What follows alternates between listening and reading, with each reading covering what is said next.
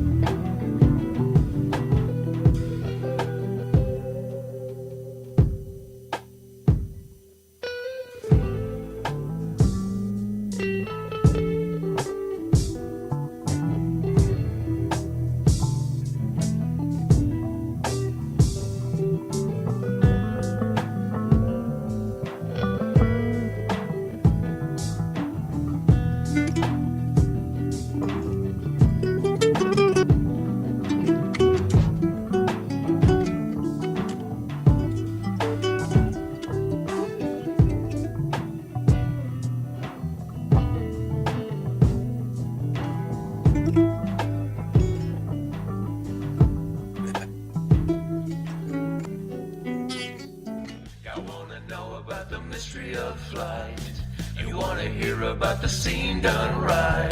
So kill your TV and just come outside.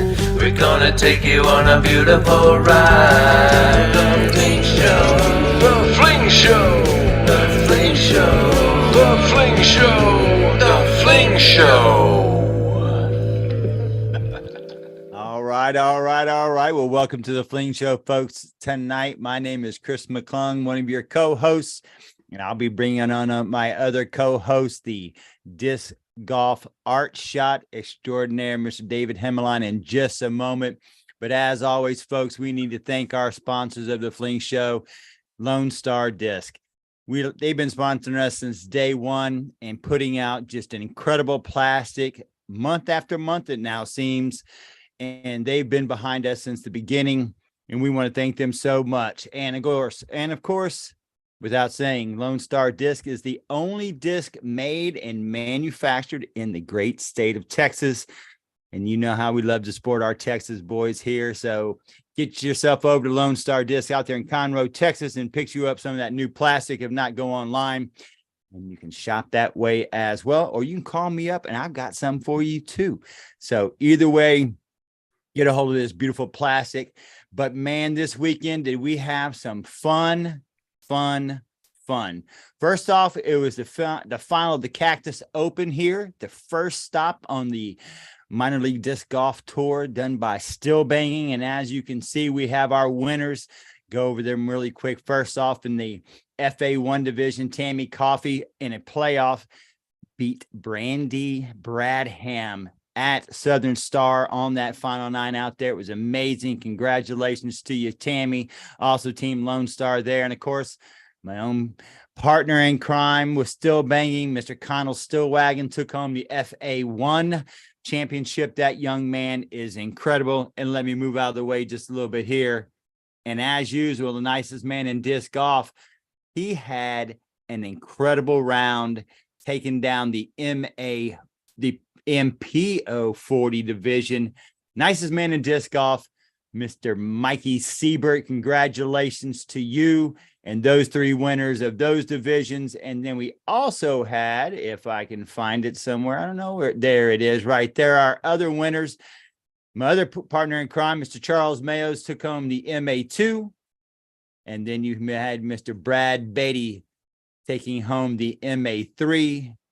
And man, I came just right behind this young man here, Mr. Brandon Martin, who took home the MA4 division. And once again, that's the first stop on the minor league disc golf tour. It was fun to play. It's a point series based event.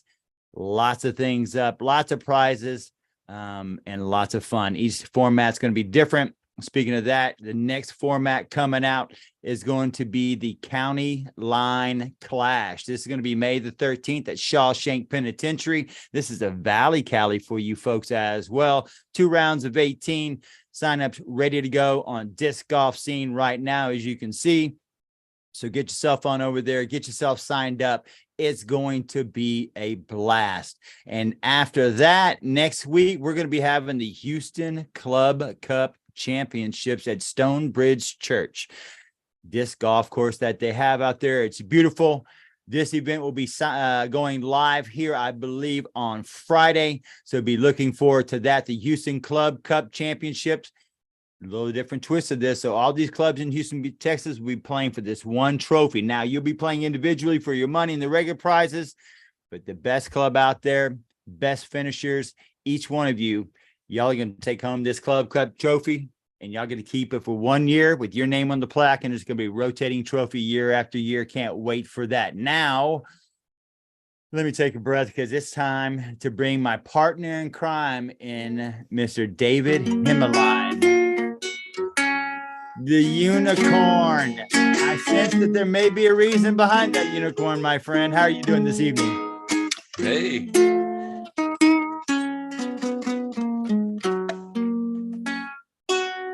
I'm embracing my inner unicorn tonight. I tell you what, you have been working on it, that's for sure. And we got to see that front and center. And we're going to talk about that in just a few minutes. But before we do, I do want to ask you, how was your day? You usually have some very interesting mornings based upon sometimes the people that present themselves to you. Anything that happened today? Because I know the stories yesterday were pretty impressive. I mean, for me, the story was more crying in disc golf, if you're talking about the day or the weekend. But yeah, for me, it was watching disc golf and just getting choked up all over again, watching these newbies come up. And well, I mean, Kat's not a newbie, but she just hasn't won on that circuit. And so it was cool. When the day started, and actually, I think it was on Saturday, and they showed that footage of her with the, WrestleMania. Have you seen that? Yes, I did. Anyway, and then I told my wife, like, she's a goofball and she's winning this tournament. And it's going to be really interesting to see how she does. And she hung in there, I mean, I think she dropped down to third. I watched pretty much all of it. And then bounced back and won the playoff. Crazy. Well, let's talk about that, because it was amazing. Because during our round, I told you, in between the rounds, people were glued to whatever device they could get their hands on to watch what was going on. It was quite impressive. And to see the reaction, which we'll get to in just a moment, of the incredible win was just amazing and heartfelt. But when you see this picture right here as a competitor, and you've been inside the ropes before, I mean, I don't know if you've gotten to see this on the PDGA website. If you haven't, go get on it. If you can see a little bit better than what you get right here, but just the intensity in that look, the competition on that face right there said the moment was so important. And they often say a picture's worth 1,000 words, but when you see something like this, Hemi, what is it what do you think? Well, I mean, it says we're about to have a playoff. That's what it looks like. We're about to go at it on one hole. And I think it was just one single hole. And yeah, it wasn't one of those exciting finishes, really. Haley just she totally messed up that hole completely. So that happens. I've seen it happen before in playoffs where it's just the energy's meant to be, it's meant to be her tournament, I guess.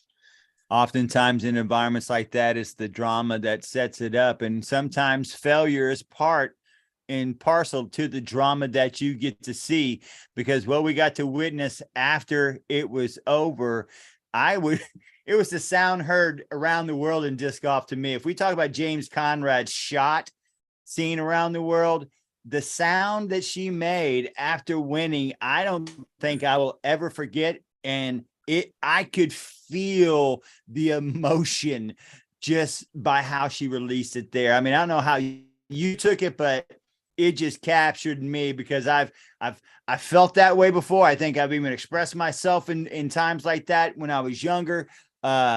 Just amazing. Yeah. Well, I mean, the thing about her that makes her so unique to me is like she's so lighthearted and silly. And then all of a sudden she's in this position coming down the stretch, and you see her kind of going through different routines. You see shots of her. She's in her zone, even though her zone is a little wacky and silly and lighthearted, but you could see the seriousness come over her on the back nine. And then especially like you said in that picture. Well, I guess that was the moment when they were about to play. Do you know anything? No, that's in the moment in which she was screamed when she won. I was talking about the previous shot where they're about to shake hands. Do you think that was before the playoff? I do believe it was before the playoff, but once again, it's very difficult to tell. I didn't get to see a lot of interaction after shots, whether or not they congratulated each other, if one made a shot or not, because like I said, I was playing that day and only kind of got to see the end of it. But it sure does look like it's something, you can just almost look, it's one of those moments like, hey, it's time to go, and she kind of looks like that. King looks like that a lot. She's way more serious. So you had two, different personalities there. And maybe she is in person, lighthearted, but on the tour, you see her, she looks dead serious. Have you ever had interaction with either two of them? No, just met her, Texas State's, in passing. We just said, hey, because she knows a friend of mine. I think she knew who I was, or maybe I just think I don't know, but we made eye contact. I think we've actually met before, but. Mm-hmm. And it seems like, I mean, it right here, the emotions in her face and her eyes holding up that trophy, it once again, whoever snapped this picture captured the moment perfectly. Oftentimes you maybe take film and capture at the same time, but just that look of relief, that's what it looks like to me. And not just relief, but just sort of, she wears her emotions, and we're going to see that throughout her career. She's an emotional person. And so, but I guess being the first, big win for her, that I can totally see. That's a really, really cool, ecstatic moment. And my first thought though, when you put it up, was is she looking at herself in that thing? And does it look like normal? Like she's not screaming? In the reflection, she's going, wow, look. No, I'm sorry.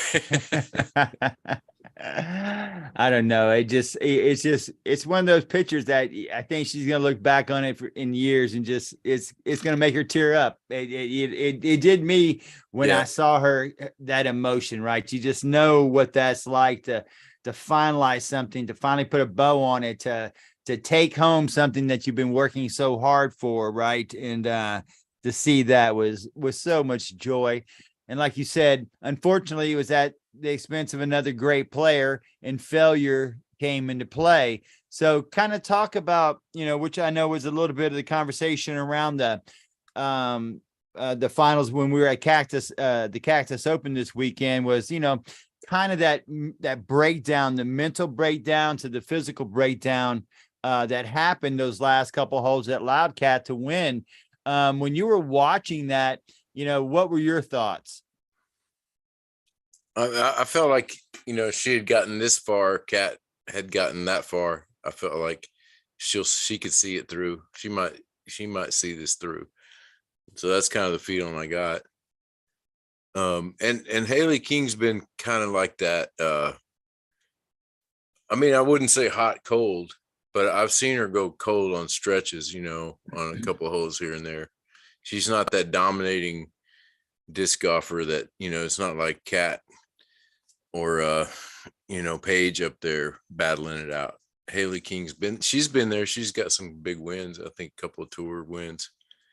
But yeah, I felt like, I was rooting for her. Yeah. There were the people in the car. All four of them were Yeah. rooting for her. Yeah, they were all going, I hope she wins. I hope she wins. And it's nice to see that for disc golf, because I grew up when it was about my baseball team or my basketball team or my football team, all those big sports. And now you're seeing it for both the men and the women. And actually, it was more for the women than there was for the men on this tournament, for the viewers that were around us this weekend, which was just a pleasure to see. Now, well, more and more, I'm starting to appreciate what I've heard from you guys. I've heard it from you and other people, is like they appreciate the ladies coverage because you can relate to the shots. And that's kind of my mindset, especially going into that playoff. We're probably throwing about the same distance, me and those two girls that were in the final shot. And so that it becomes more, I can visualize it better. And that's my whole thing about the coverage. And you've heard me talk about it before, is we have to tell a story somehow better visually. And I think a lot of it has to do with like, following the initial shot longer. Sometimes they do cutaways where it's like, I didn't get to see how that finished, and then all of a sudden you got the catch cam that doesn't know where the disc is. So, I mean, there's a lot of things, but, I gained an appreciation about watching the women throw in this last tournament. I could relate to the shots because, we watch Heimberg and that means nothing, or any of those anybody in the top, final card, they're probably going to be a bomber. Mm-hmm. Well, it's kind of odd that you said it and laid it out that way as far as the coverage goes, because I obviously had an opportunity yesterday to what I like to witness as wear out a Hemi. I asked Hemi to come out, and we had some brand new disc that he had not thrown before, namely the Benny and the Harrier. And I wanted him to throw those so we can get his kind of idea and thoughts on the disc themselves, along with trying to do what you had just said is kind of get a better idea of how to capture the shot and kind of tell a story through the shot. So I had an idea and I ran it by Hemi. So the reason why I say I wore out a Hemi, because before we even got started on the round, I think I had him throw about 31 to 35 shots from the exact same spot, but I filmed them at different angles. So, but what I did learn was it was a great valuable tool in watching the professional and their hand placement, their feet placement, and the commitment to the shot on all levels. And hopefully here in a second, Mr. Himalayan can kind of walk us through some of these shots, some of these discs, along with what he was thinking when he was throwing them as well. Now, mind you, I don't have the ability to stop them and rewind right now, so they're just going to kind of roll, and we can always get back to them because it's just going to loop over. But we got to go up to Woods Edge Church this week, yesterday, and I asked him to start getting some disc out and start throwing them. And as you can see, it's just amazing to me, the consistency, of your hand placement. That was, after watching 35 shots from all angles, is the hand placement on the disc is almost exactly the same every time. And I kind of want to get to you on that. Your thumb placement and here's my first question to you. Is your thumb the most important digit when you're grabbing that disc? Because it sure seems to me you put a lot of not pressure, but focus right here. Am I right or wrong to that? Yeah, I haven't really thought about it. I think it just feels comfortable. So I got the eagle here. I'm going to demonstrate with. I just kind of like, if I was just going to lay my hand out, I'm left-handed, so visually you could see it more if I did it right hand. So if I was just going to kind of like grab the thing, That's pretty much my grip. Mm-hmm. But And if you look at the video behind me, you can see the pressure of this part of your pushing down. thumb. Yeah. And when it really, and I'm not saying you're pushing hard or anything extreme, but you can definitely tell that that tends to be your leverage, comfortable leverage point, especially when you shape your shots. That tends to be your, I don't know, it tends to be your paintbrush, your artistic way of getting the disc to do what you want it to do. Yeah. Yeah. I guess really, I've been accused of being a horrible teacher, so I don't know really. It's like Jim Kelly once told me, you can't teach what you do, man. And so, but no, as I've kind of broken it down and then just hearing you talk about it, I think there is a lot of play in that thumb thing, and something that when we had talked to Yeti, I really wanted to ask him about the wobble, and we never got to it. But I have a feeling the wobble has something to do with some kind of, Yeti's got that wobble putt, Mm-hmm. and it's deadly, and I always call it the stabilizing wobble, because it just kind of like keeps it on that line, and when you're playing with Yeti, it goes right in the heart of the chains, and the way it hits, it's artful in that he hardly ever gets those ugly spits, because he's kind of designed to stick in the chains with that wobble. And I think that wobble probably has to do with what you're doing with your thumb on top. And I bet you if you look at his putters, I bet he has a lot of thumb action, maybe concave a little bit. I'm Well, I guessing. really noticed that with you, especially on your standstill shots. Your standstill shots, where you see a lot of people will kind of almost reach back and put a lot of effort into it. You're so focused on that thumb. And you said something yesterday also that I took to heart is that enough people don't sit down and really concentrate on just throwing the disc up in the air or shooting from sitting down to a 45-foot putt or something that kind of gets you used to that snap of the wrist. Because if you look at that thumb, when you torque it back, you pop that sucker and then you commit to the rest of the throw. Because that was the other point. There's not a backhand that you throw you don't commit to. Whether it's standstill or walk up or anything. I mean, it's just one step. It doesn't really matter. You almost have the exact same release point, chest high. It's just a pleasure to watch. It was amazing. Like I said, I got 35 shots of them, not including the 4 of the other shots. We won't talk about those, but those are I'm always embracing my inner unicorn. You were embracing. I'm going to be a unicorn warrior. So after a while, you're going to get sick of me throwing flicks. No, I'm not, because I think that you are going to get better. No, I'm getting it. I really did. A couple of days before I saw you yesterday, I was hitting some good lines. It felt comfortable. And thanks, John Bowen, for giving me that tip there at Northside. And you pointed it out too about my hand is kind of going all wacky, when I try to throw a forearm. And that's like, there's a couple of reasons for that. I really like coming like Jenkins would do. He would come from up here and then dip back down. He would dip back down, but that's a lot of mechanics going on. And so after that talk, and John showed me, keep that thing stable. And you pointed out that it's in the same position when you throw a backhand every single time, solid, it doesn't move. And so that helped a lot. And I put that into play. And I guess, it helped me get more spring to it, felt more power. So I actually did. I just had a bad filming session.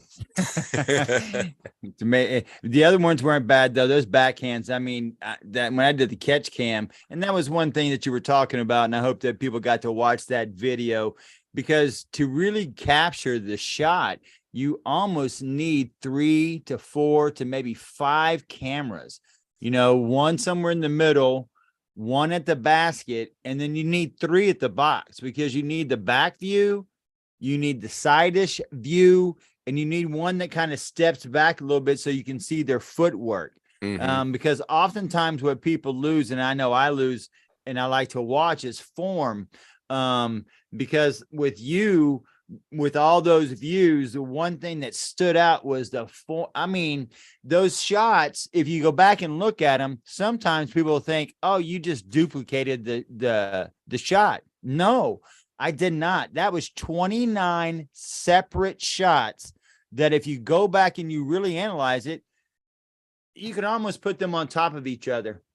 Yeah. Whether you were back, whether you were standing still, the release was almost always the same. Back, and you kind of finish with the chest out and you pop that arm back, and you got that whip in it.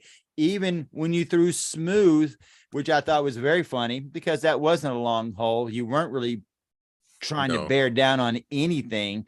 But even with those high speed discs, you still had the same finish. And it was just, it was wonderful to watch because I kind of, I enjoy breaking down things like that anyway. But I think as you watch that video, you really be able to see it. It's like, I learned a lot, just the way it felt, not necessarily visually. I knew what it was going to look like visually, still not releasing the foot and, all that stuff, but it's hard to let everything go that's on your base, from your feet up.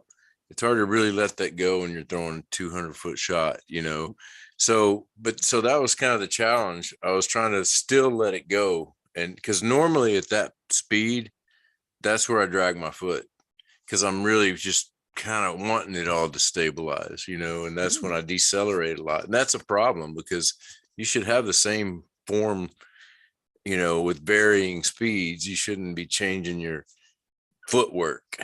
You watch the pro players, they're not going to be dragging a foot to stabilize the shot. That's a sabotage is what that is. And that's what I fight. You know how I am. I fight the foot drag, especially when I get tired.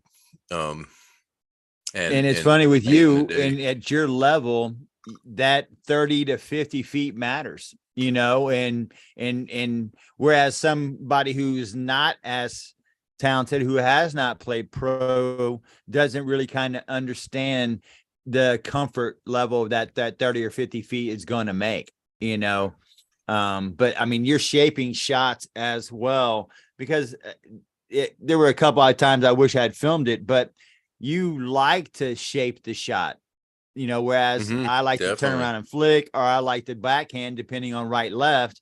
You just as prefer just to stand backhanded most of the time and shape the shot, which is so difficult. Where did you finally kind of start feeling comfortable with that? What led to that comfortable feeling of being able to shape shots that are opposite finishing directions?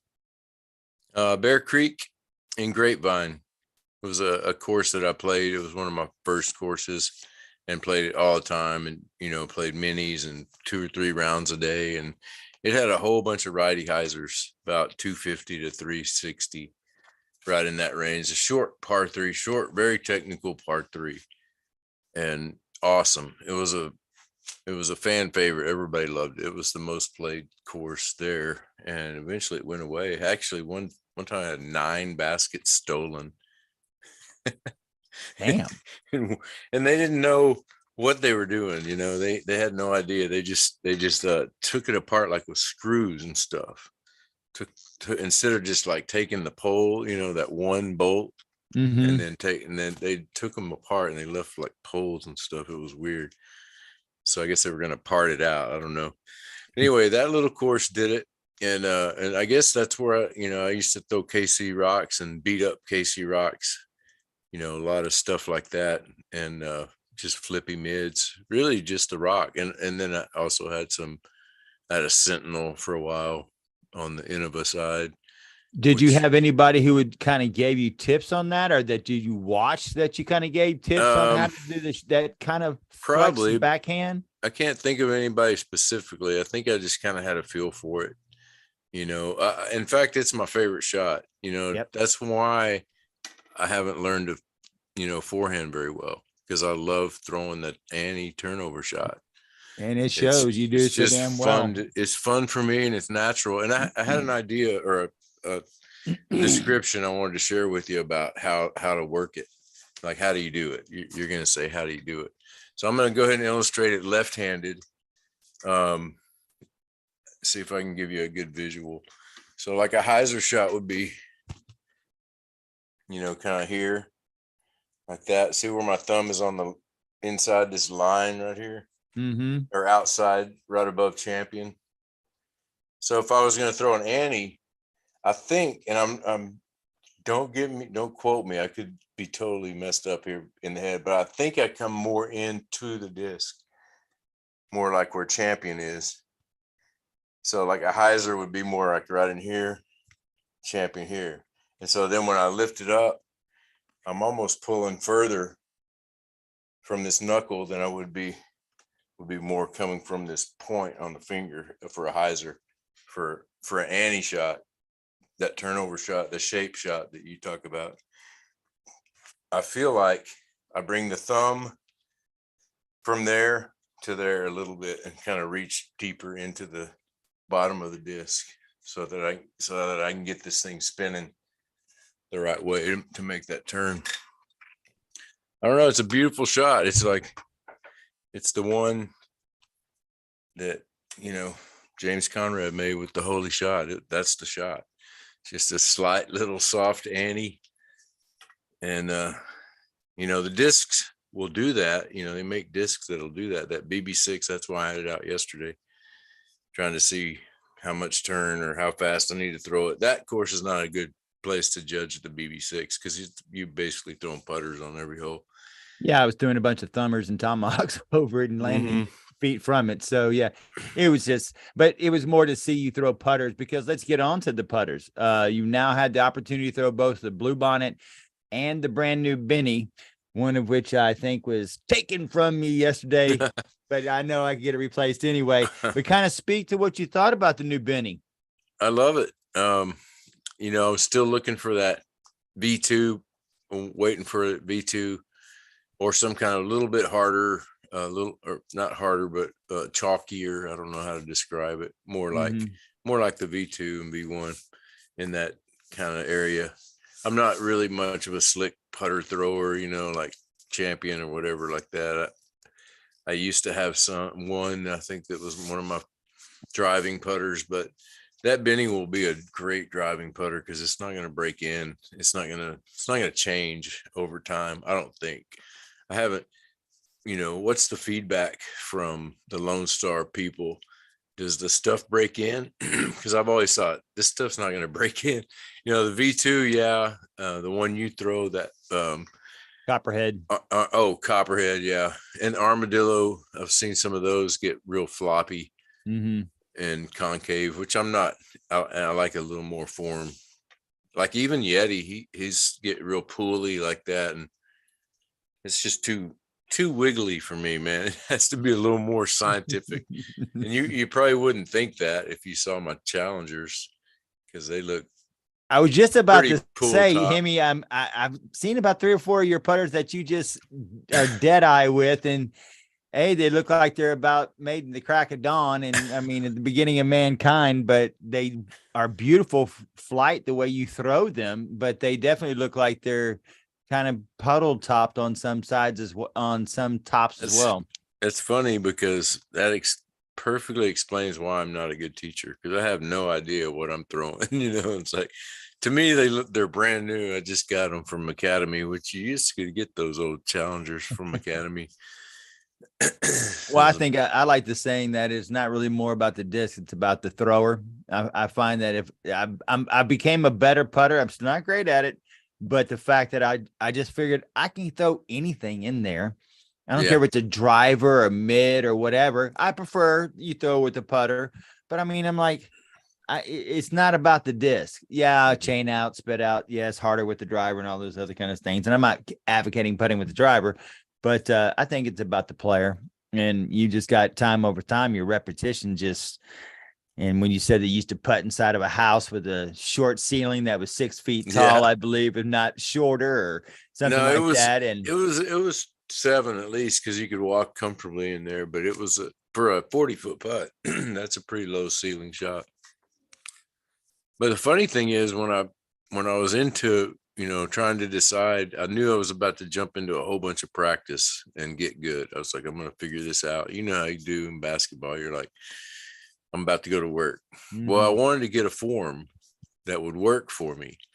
And so I had set up, and this was in Kansas City. Where was that? Set this thing up inside the house. And yeah, it must have been our first rent house in Kansas City, and just went over and over with Ken Climo's. I had like a DVD and just watched it and and learned it. And I would never recommend anybody learn the Ken Climo putt. You need to go check out some footage of it because it's got this, I call it the mystery slip. And I think I've heard people talk about gripping harder so you don't slip the putter when you putt, but that's his magic. And that's a lot of times when I'm really grooving, I feel like I do that too. You're kind of sliding it. I don't know how to explain that mystery slip. Does it make any sense? It's like when your hands come from here to the release point, you're kind of guiding it. And Heimberg does it really well. And I was thinking about this when I was watching him, is like Heimberg is like the Maserati of Ken Climo's. Or, just a really slick, faster version. But Climo's would be up here lofted and it would come out of the sky and go in. And so if he missed it, it was going to be 5 or 10 feet. Whereas Heimberg still has that same apex, not the high one, but it's hitting the ceiling. It's hitting kind of a ceiling of air. It goes boom, and because that nose is down, and then it redirects it. And I've always called that an apex putt. But I mean, like I said, I'm a horrible teacher, so I don't know what that is. But I mean, do you understand what I'm saying about those? No, I understand, and I've watched shot? them both. No, I've watched them both, and I understand what you're saying. It's just it's that, and I saw, matter of fact, and who did I just play? I think Emerson Keith almost kind of shoots like that as well from so far away, where he lets it go, and it comes out so fast, but it goes up and then tails down into the basket. Noses down into the basket. And I thought only tall people could do that. So I was, Heimberg is a fairly tall gentleman, if I'm not mistaken, and so is Climo, right? Both over 6 feet, right? Yeah. Well, then they're both 6'5", I think. Yeah, and Emerson's a tiny little guy. So I just I was like, well, that didn't make any sense. I thought you had to have long levers and leverages because there's other people who putt like that. But those are called workarounds, and people like Emerson work around that. There's a guy in Kansas City. Oh no, now I can't think of his name. Who is tiny, and he's probably the winningest pro player in Kansas City history. This guy is tiny. What? Oh my God, I can't believe. I'll think of it here in a second. All right. You said something else. Let me talk about Emerson first. Okay. Before we get off of that, because it made me think about Chrissy's putt. And I watched Chrissy. There were some highlights of her and some stuff she put on her page too. And I was like, what is up with that putt? I don't remember her doing that. And she has kind of Emerson, the lefty version of Emerson Keith putt. Have you seen, you know what I'm talking about? And I'm trying to get some footage of Emerson because I've always thought that putt is kind of susceptible to nerves. It's not what Jim Kelly used to call the big muscle putt, where you're using all the big mechanics. It has to do with elbow and wrist, and it's got some smaller parts involved. It made it more complicated, right? There's opportunity for it to break down because it's complicated. Yeah, in other words, it falters under pressure because all the little muscles in your hands are susceptible to nerves. I mean, they're full of nerves, but if you could, like in golf, they took away that big stick because they were stabilizing the nerves. That's really what it was about, nerves. And then when you put it back in the hands, then you got to deal with the nerves. And so the less moving parts, the better. That's why. But it doesn't really matter how you putt. It's how much you putt, how often, how much you practice. Anything you do, because Heimberg's putt is not a big muscle putt. He uses a lot of little parts. He uses his wrist like nobody does, and that's where Emerson's stuff comes from too. Is that wrist pop, that little spin, just like a good forearm. It's right at the end.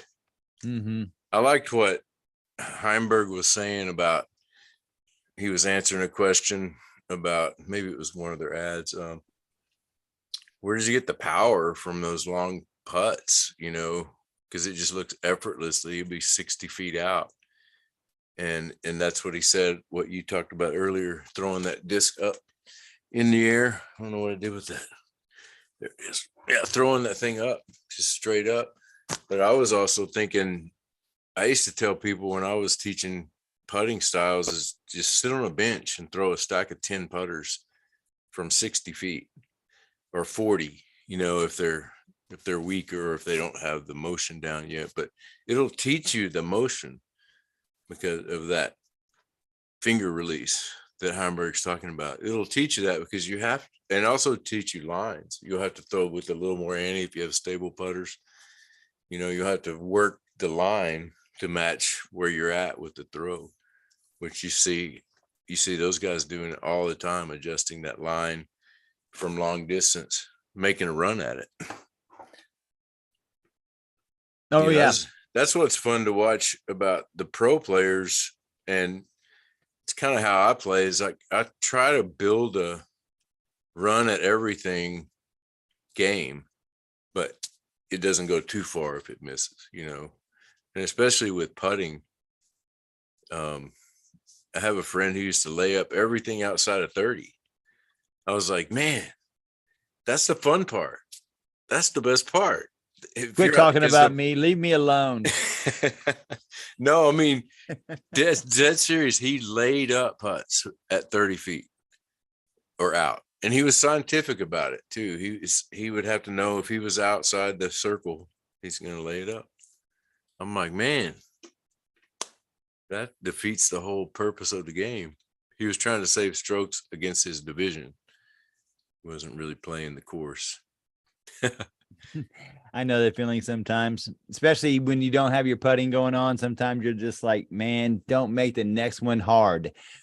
But now that I figured out that 10-footer in, I feel pretty good about going at them. So just I keep hitting everything but the bottom of the basket. It's amazing. But over time, I think I'll figure it out. But I want to lead into a couple of things with that putting that you had talked about, and I know we had talked about before. And I know you're really big into this, both into the I guess the mental aspect of the game and just the mental aspect of your day-to-day life, and the positive versus the negative thinking. One of the people that we interviewed once said, he doesn't like being on a card with anybody who talks about negative shots, or, hey, the last time I was here, I missed this, or, oh, I hate this shot, so let me get out my water disc. Can you kind of speak to that when it comes to the putting as well? I'll give you a chance to finish your food. But it's kind of that idea that if you kind of think, I think you said it best the other day when we were playing, you said it's almost like you think it into existence. Are you kind of, you're fortuitous in making it happen? What are your thoughts on that kind of play, that kind of thought while you're playing, or playing with people who kind of play that way? Wow, that's a lot, man. Well, you were eating. I had to go on. A, B. I got a lot of questions to answer here. Now, you touched on something that is like a thing with me. It's yeah. You definitely manifest what you visualize, and you do it whether you want to or not, whether you're conscious about it or unconscious about it. And if you're not thinking about it, you'll manifest something that you weren't thinking about. That was your subconscious. And so with sport, it puts it kind of in a nutshell. And it also makes a great teaching. When I was teaching at the Y, I would always start off season by asking them to have, it was an old test they did where one group shoots for 1 week, certain amount of free throws every day, keeps the score. The other group visualizes about it and shoots, and then the other group just visualizes. They shoot no basketball hoops at all. And anyway, you go back and I mean, it's just amazing what you could do when you put your mind to it. And I mean, it's simple, cliched, but the ones that just visualized it improved their game as much or more than the ones that visualized and practiced it. That was the result. And then the ones that didn't visualize, I think we had a group that didn't practice, didn't visualize, and just break it down like that. It's out there. There's a test online, and I just pulled it up like that. But it's a good teacher for kids to understand that what they think about matters, and when you get on that level that Kat is on, I saw her last putt. It was no gimme, and I think she could have laid it up, but she had such a pure motion. It was so practiced and tooled. She wasn't going to geek out and miss a 15, 20-foot putt. Just, I guess she could have, but that's the other aspect of it. Work, just get to where you love to do what it is. If you're in a drab routine trying to learn putting, you're going to learn drab routine putting. But if you get into a routine that's fun, like a dart game, or make a game out of it, make up games. I have like 5 games that I play on my basket alone with a stack of discs, and one of which I'd made some measurements for it, and that was the 2 in a row or don't go game that I learned online a long time ago. Johnny Cius is a world champion, great, known as one of the greatest putters ever, and he came up with that game. So I just play that game, and a lot of people play games similar. People that like you play basketball, you'd play games around, play horse, play around the world, and I play all those too on the basket. This funny, great, amazing game player is Vinny Miller came and stayed with us in Kansas City for a wide open one year, and we played putting games the whole time. That's why he's such a great putter, because he likes to make a game out of it, and then plus just does it a whole lot. So yeah, visualize. Right. So kind of speak to how, I know oftentimes I've played with you and we might have played with somebody who has a difficult disposition to play with. You'll kind of go to the headphones and kind of tune in that way to your round and what you're doing. Can you kind of give advice to those people who kind of play with that kind of chip on their shoulder? It's kind of hard. I mean, I like to say, you have to think in retrospective, you're affecting other people's games by your disposition being negative. You might want to kind of reevaluate, how you're affecting everybody else. And that's often hard to tell somebody. But if you have the opportunity to, how do you kind of broach that subject? I'm not the person. Like, some people just have this cool vibe about them, and they could just lay down the rules.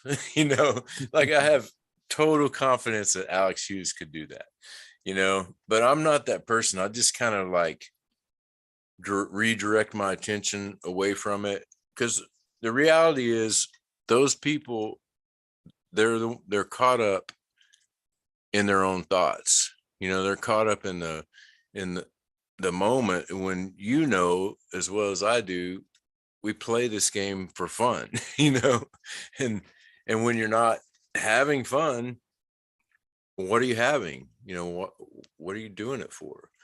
So Yeah, well that's put. really the Well put. reality of it. So I can't fault them for it because they don't know. They don't know a lot of times. I mean, sometimes they do, and they don't care. And they're doing it because you're here. I don't know, but Yeah.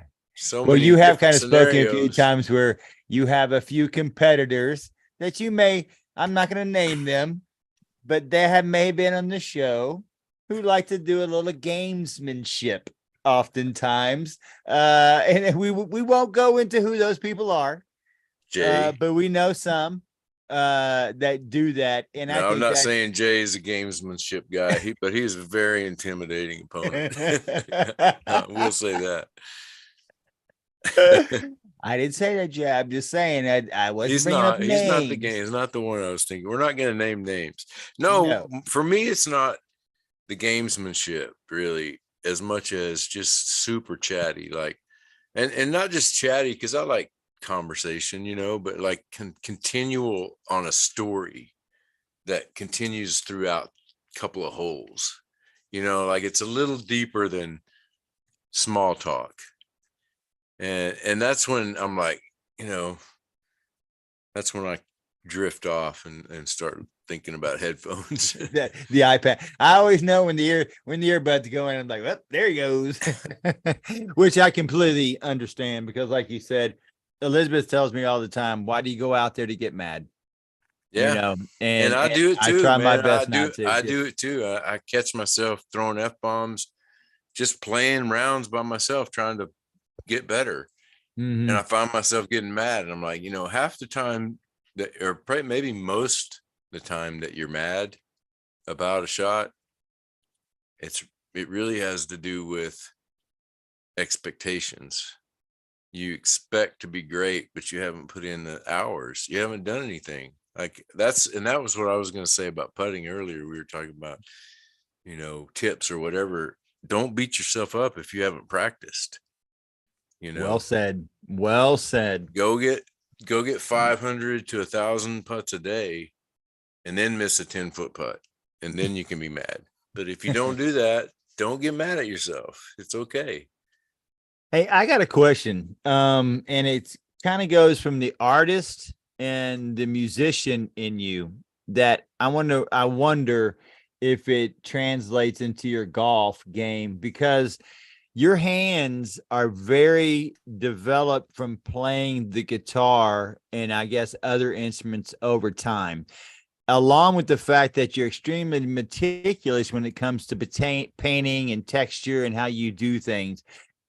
Do you think either two of those things have helped you with the coordination in your hands in disc golf? Because it oftentimes, like I said, when I saw that thumb pressure, I was like, it looks like it's really, really hard, but I'm pretty sure it's not. I'm pretty sure that's a stability thing and a leverage more than a pressure. Yeah. And I know that I may be confusing it, and I'm not so sure that I'm not. But when I look at your hands, especially when you play an instrument, and then when you throw a disc, I wonder if those two things translate to you. Yeah, that's a good observation. I think you're probably right. Yeah. And also painting, like just straight painting with a big 3-inch brush. I've always used a big wide angled brush for cutting in and stuff like that. And I always found myself, compared to people that I'm working with, I can go on the ceiling. I could do this forever, and people say, isn't that tiring raising your arm like that? I'm like, no, I think I've done it so much. My muscles are so conditioned for it. I think that's might be where a lot of the strength comes from, right there in the forearm, because that's what, I feel when I'm working on a ceiling job where you got to cut in, you got to have your hand up in the air for an hour or two. And I never figure with the really. music, with the chords, I mean, you know exactly where it has to be. It's got to be almost like a perfect placement to make the note and everything that you're wanting to play. And I wonder if oftentimes that's not the same feeling you get in your hand when you're throwing a disc and putting. It's almost like you're like, oh, I know how that's supposed to feel. Mm-hmm. I know exactly how that chord is supposed to sound and where my finger needs to be to make it sound like that. And you're like, I know exactly where my finger needs to be to feel perfect to make that putt. I don't know if that translates, but it sure seems to me that way, because your hand control with your disc, often I see that in the same times when you're playing. So Interesting. Yeah, I mean that's probably a good point, because all those forearm muscles, they control those fingertips. I mean, that's where the power comes from. So yeah, it probably has helped me a lot. And it probably was, because I'd already been playing guitar for several years before I discovered disc golf. I mean, 10 years, and your sensitivity in those fingertips has got to be different than just the normal average Yeah, person, because and you we know talked what that about that feels last like. week. We talked about that last week about fingertips and how, and Jay, I think it was Jay a couple weeks ago, how important the fingertips are in the putt. Anything in the drive, everything. And I had read something in a golf book, a golf psychology book one time, about driving to the course with just your fingertips on his big caddy or whatever whatever he's driving to the course, BMW, Lexus, and just barely putting his fingertips just so he could feel the power of those fingertips, and that's what, when I see a good flick, good forearm, it's like, God, it just looks like it just came right off the very tip of that middle finger and just went. But I know there was a whole lot other stuff involved with it, but yeah, Oh yeah. definitely. Oh man. Yeah. Like I said, it was neat to spend all day editing that video, because like at the end of the day, I know you and I've watched many a football film where it's back and forth and coaches is running it back and forth and the guard Mm-hmm. pushes here and the tackle pulls out and you pull it back and say, don't take that step left. And you keep watching it over and over and over again. You start picking up those tendencies. And that's what I felt like today. It was like breaking down football film when I was a kid in the quarterback, where you had to kind of look at it like, okay, why is it so successful and why does it look so effortlessly? And then you started seeing the repetitiveness of the exact same things, right? Starting with the hands, starting with the way that you held the disc flat, starting with the exact same release point, starting with the final walk, the final push through the whole disc itself, the whip, like you say, that last fifth part, which most people don't get, which is the fifth part of the whip, making sure that it really gets out there and you don't get a whole lot of squirrely. It was kind of neat. Like I said, when you get to watch 35, 40 shots. Well, it's funny too. I just got this thought when you were talking about, it sounds like you're describing a drive. I mean, I'm just throwing 100, 120 feet. I don't know how far that basket was, but the funny thought that occurred to me is, like, those guys like Heimberg, they're throwing that shot that I threw at that 200-foot basket, and it's going 450 feet, you know, you know what I'm saying? Or 500 feet. It's just the same simple motion that I do, but something in the spin. I don't know. Have you ever had your drive speed tested? No. At Texas State's, they had I think it was the Innova station. Yeah, it was. Innova had a gun set up and it could tell your speed. And there was this little kid there about it wasn't I'd say 16 years old, and he threw like a 70 something in the 70s. I was like, wow. And I thought I'd get up there and throw it 80 miles an hour, and it was 65. and I feel pretty confident that I couldn't do any more than that at this age and Oh stage wow! in So my life. you really went on one. You tried it as fast Yeah, as you could. but I only tried it once because I didn't want to embarrass myself even more in front of that kid. Well, that's a good segue to embarrassing oneself. Just so you know, Hemi, I know you didn't ask me, and I know you really were concerned about me, but I'm okay after that tumble I took yesterday. But let me tell you something. Getting out in the woods in Texas, especially down here in the Bayou area, especially over there in Woods Edge, if you haven't played that course yet, getting off out. Hemi Bring your bled more than I did. clippers. I'll say that. Hemi bled more than I did. However, I did take a tumble. And it's amazing that I forgot about popped that. right back up. Like you said, I was more embarrassed that, hey, I'd fallen over, right? Man, I woke up this morning going, well, why does my back hurt? Why does my shoulder hurt? It was a hard I've been in fall, pain man. all day. My butt still hurts, and that's why I keep having to move my seat. Yeah, I'm sorry, man. I didn't Alex Hughes that one. I wasn't on the spot like Alex would have been. That was so funny. I fell, and then I don't even hear you say anything, and I'm like, he's not even coming over here. Now I finally get up. You're like, you okay? I'm like, I am now. I didn't kill myself. But they had those vines that hang My down and they're apologies, real man. thick, and it caught my foot. And then I was already on that kind of ledge in the hill, and I couldn't get to balance. And it was like, nope, here comes the ground. Here I go. And it wasn't a good place to fall because back in there, you came out bleeding a couple times with those thorns out in that area. Yeah, there's a lot of thorns. I'd suggest maybe a get together some Saturday, just a little quick, knit with some clippers here and there. It's getting to be like what's that course over there? We used to play there. Oak Meadow. Oak Meadow. Yeah, it's getting to be like the mini version of Oak Meadow. And it's short, but there's some hard short holes. Yeah, I played a few courses with you where you're going to bleed if you go into the woods. That Armadillo, when we played that one too, my goodness gracious, that was a woo. And then that course up there in Dallas as well. I mean, my goodness, you get off into the woods, and as well as I do here in Texas, everything wants to stick you, poke you, cut you. Nothing's just over there going, hey, just land here. It's nice and soft. when you first commit to walking through, it's just about to happen. You're disc golfers, that. It's like, okay, I'm about to bleed.